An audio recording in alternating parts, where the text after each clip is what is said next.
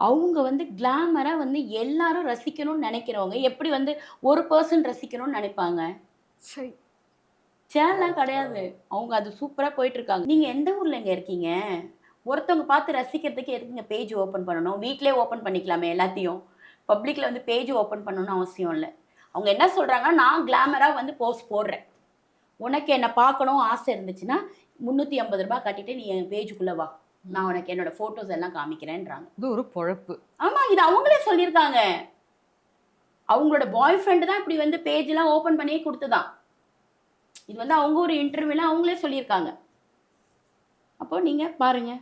அப்ப நீங்க இது ஒரு பொழப்பா? அப்போ அவங்க என்ன தெரியுமா சொல்லுவாங்க? ஃபோட்டோ ஷூட் பண்ணா மட்டும் அவங்க வந்து ஆட்ல விடுறாங்க இல்லையா?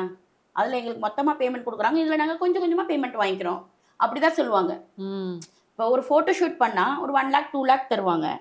இவங்க என்ன பண்றாங்க, நாங்களே ஃபோட்டோ ஷூட் பண்ணி, நாங்களே பேஜ் ஓப்பன் பண்ணி, அந்த பேஜுக்குள்ள நீங்க வர்றதா இருந்தா 350 கட்டுங்கன்றாங்க. ஏன்னா கொஞ்சம் கொஞ்சமா நான் கலெக்ஷன் பண்ணிக்கிறேன். அவ்வளோதான். 2ம் ஒண்ணு தான்.